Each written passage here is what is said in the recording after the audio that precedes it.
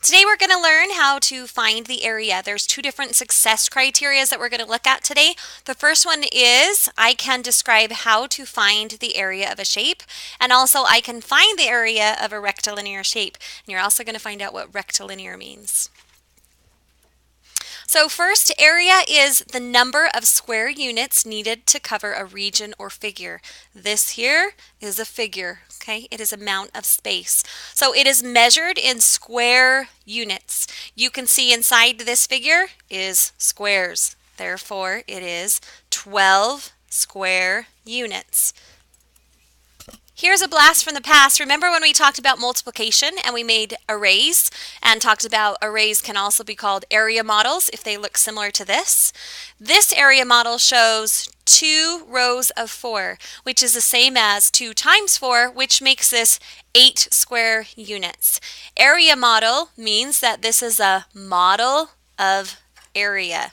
So that's where that term comes from. So all along, you've learned how to find the area when we've used area models to multiply two sides to find out how many squares are in the entire figure. So here are a few examples right here. You can see that I have the first one here has 1 row, 2 rows, 3 rows with 3 in each one. So it's the same as 3 rows of 3.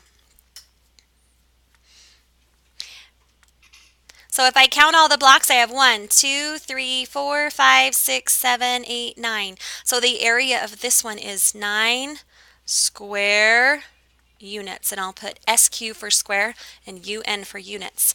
The next one here, you can see I have 1, 2, 3, 4, 5, 6, 7, 8, 9, 10, 11, 12. So that means here I have 12 square units. And then the very last one here, you can see I have 1, 2, 3, 4, 5, 6, 7, 8, 9, 10, 11, 12. Once again, I have 12 square units.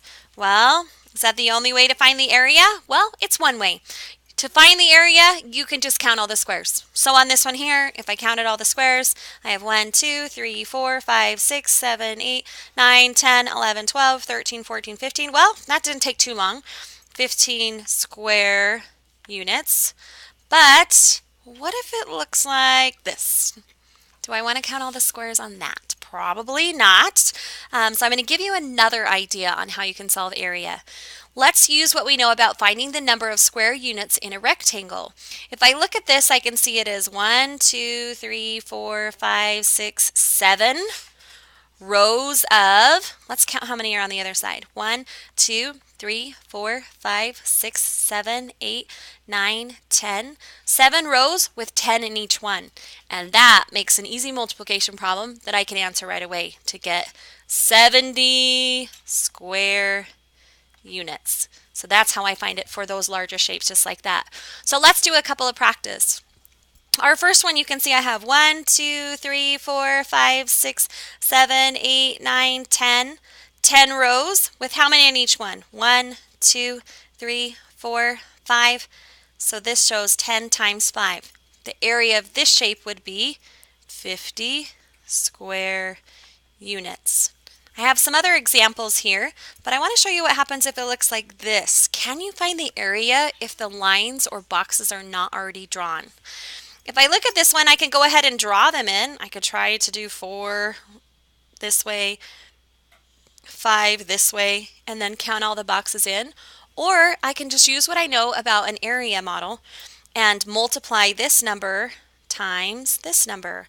So the area of this one would just be 5 times 4, which would equal a total of 20 square units. Let's try to do it on the next one without drawing in the squares. So here I just have 10 rows of 8, which is the same as 10 times 8, to equal a total units of 80 square units. That's how you find the area. Now, you'll know that you know this if you can find the area of a shape and if you could describe how to find the area of a shape.